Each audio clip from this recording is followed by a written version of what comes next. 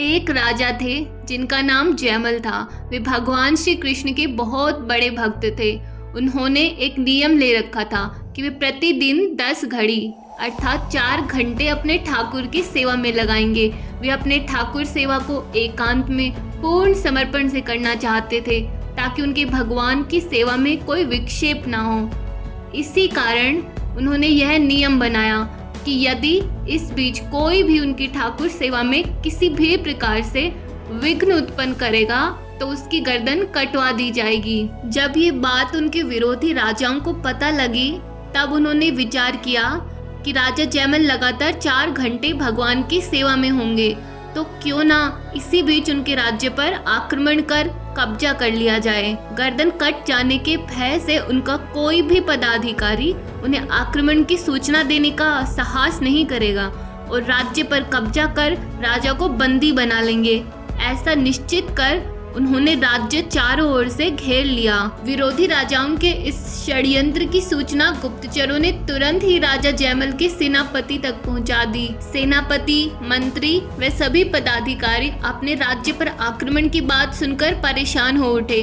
वे चाहे तो इसी समय सेना ले जाकर आक्रमणकारियों पर धावा बोल सकते हैं, परंतु बिना राज आदेश के युद्ध करना संभव नहीं है। और राजा का आदेश लेने जाए कौन, उन्हें सूचित करने जाए कौन, वे जानते थे जो भी इस समय राजा के पास जाएगा उसकी सेवा में विघ्न डालेगा, उसकी मृत्यु निश्चित है। तब उन्होंने अपनी परेशानी राजमाता से जाके कही कि शायद महाराज आपके ऊपर क्रोधित न हो, आप उनकी माता हैं।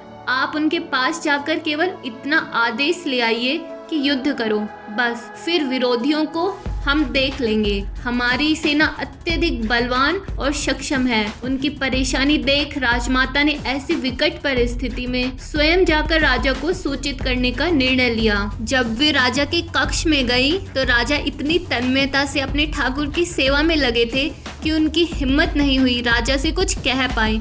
कुछ समय व्यतीत होने के बाद हिम्मत जुटाकर राजमाता ने कहा, बेटा, इस समय मुझे आना तो नहीं चाहिए, परंतु राज्य संकट में है। विरोधी राजाओं ने हमारे संपूर्ण राज्य को घेर लिया है। वे किसी भी समय आक्रमण कर सकते हैं। यदि आप केवल युद्ध करने की आज्ञा दे दें तो सेनापति कहते हैं कि वे सब संभाल लेंगे। ये बात सुनकर राजा जयमल ने पीछे मुड़कर राजमाता की ओर देखा और बोले कि भगवान सब अच्छा करते हैं। जिनका राज्य है वही भगवान देखेंगे क्या करना है। आप यहाँ से जाइए। राजा न स्वयं बाहर आए न ही युद्ध करने की आज्ञा दी और पुनः भगवान की सेवा में मग्न हो गए। काफी समय व्यतीत होने के बाद अपनी 4 घंटे की सेवा पूर्ण कर और भगवान को प्रणाम कर जब राजा बाहर आए तो पूछा, कहाँ है आक्रमणकारी। तब सेनापति ने कहा कि महाराज, जब से राजमाता आपको सूचित कर वापस आई हैं, उसके बाद से विरोधी राजाओं के आक्रमण की कोई सूचना नहीं आई है। हमारी सेना तैनात खड़ी है, परंतु राज्य की सीमा में कोई नहीं आया है। राजा ने कहा, मेरा घोड़ा तैयार किया जाए, मैं अभी जाकर देखता हूँ। राजा घोड़े के पास गए तो देखा वह पसीने से लथपथ है। घोड़े को देखकर लगा कि वह किसी युद्ध से आया है। अत्यंत थकित व श्रमित दिखाई दे रहा था। ज्यों ही राजा ने घोड़े को छुआ तो वे रोमांचित हो उठे। राजा बोले, इतना आनंद तो मैंने अपने घोड़े के स्पर्श में पहले कभी नहीं पाया। ये क्या बात है। इसे विश्राम करने दिया जाए और दूसरा घोड़ा लाया जाए। दूसरे घोड़े पर बैठकर जैसे ही राजा अपने राज्य की सीमा से बाहर निकले तो देखा कि कुछ ही दूरी पर विशाल सेना चारों तरफ जमीन पर गिरी पड़ी है। विरोधी राजा के पास जाकर देखा कि वह भी मूर्छित पड़ा है। उसे जगाया गया और उससे उसकी इस स्थिति के बारे में पूछा गया तो वे रोकर राजा जयमल के चरणों में गिर पड़े। उन्होंने कहा, बस एक बार दिखा दो वो जो आपका सेनापति आया था, एक बार उसके दर्शन करा दो।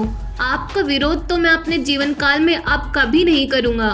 बस एक बार देखना चाहता हूँ आपके उस सेनापति को। उसकी ये बात सुनकर राजा जयमल ने कहा कि मेरा सेनापति तो आपसे युद्ध करने के लिए यहाँ आया ही नहीं। तब विरोधी राजा बोले कि नहीं, उसकी तिरछी चितवन, मंद मुस्कान और एक बाण ने सबको मूर्छित कर दिया था। उसे बस एक बार बुला दो।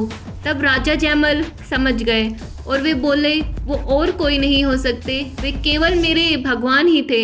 इतना कहकर उनकी आंखें भर आई। राजा जयमल लौट कर आए, अपने घोड़े की आरती उतारी और उसे प्रणाम कर बोले कि आराधना करते तो मुझे इतना समय व्यतीत हो गया। भगवान ने मुझे कभी साक्षात दर्शन नहीं दिए, पर तेरा सौभाग्य कि भगवान तेरी पीठ पर सवार हुए। इतना कहकर राजा अपने ठाकुर श्री कृष्ण की उदारता पर आनंदित होकर रोने लगे और उनकी स्मृति में खो गए। श्री भगवान ने गीता जी में वचन दिया है, अनन्यस्य चिंत्यो माम मे जनाः पर्युपासते तेषां नित्याभियुक्तानां योगक्षेमं वहाम्यहम्। अर्थात जो भगवान के पूर्ण आश्रित होता है, उन पर अखंड विश्वास करता है, उन निरंतर मेरी भक्ति में लगे रहने वाले भक्तों के योग और क्षेम की रक्षा मैं स्वयं करता हूँ। मैं ही उनका भरण पोषण करता हूँ। हमने अनेकों जीवन व्यर्थ व्यतीत किए हैं। अगर एक जीवन हम भगवान को समर्पित कर भजन करते हुए सतमार्ग से अपने कर्तव्य का पालन करें तो हमारा निश्चित ही कल्याण हो जाएगा, हम सुखी हो जाएंगे।